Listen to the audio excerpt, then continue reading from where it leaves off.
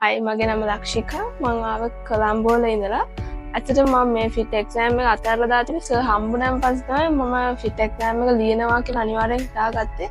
ඒතර මට online class වලට වඩා ෆිසිකල් ක්ලාස් කරන එක ගොඩක් හොඳයි. අද සෙෂන් එකේ මං කියන්නේ ගොඩක් ඩවුට්ස් ක්ලියර් කරගත්තා. ඇත්තටම ගොඩක් හොඳයි සර් උගන්වන්නේ.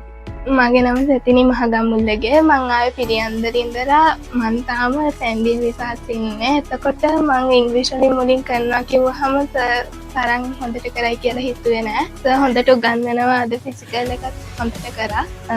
ගොඩක් පාඩම් ආයි මතක් කරලා දුන්නා එක්සෑම් එකට කලින්. ඒක ලොකු දෙයක්. මම බුද්ධිනී මම ආවේ නුවර ඉඳලා මෙච්චර දවස් ඔන්ලයින් සෙෂන්ස් තිබුණා. අද රියල් සෙෂන් එක තිබ්බ එක ඇත්තටම ගොඩක් හොඳයි.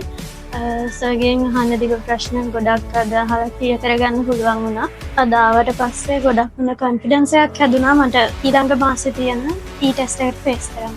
ඉතින් ඔයාලා මේ දැක්කේ FIT Open Day Physical Seminar එකට සහභාගී වෙන ස්ටුඩන්ට්ස් ලා කීප දෙනෙක්ගේ ෆීඩ්බැක්. ඉතින් මම 7 වෙනිදා ස්ටාර්ට් කරන FIT e-test එකට මොන දෙන්නේ නෝලා හැමෝටම අපි විශ් කරනවා.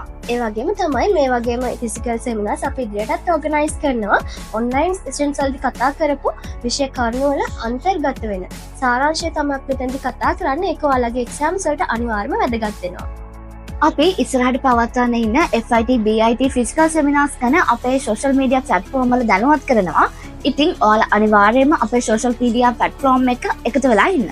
අපි ආයෙත් පාරක් විශ් කරනවා ඔයාලගේ FIT e-test එකට හොඳ රිසල්ට් එකක් ගන්න පුළුවන් වෙන්න කියලා.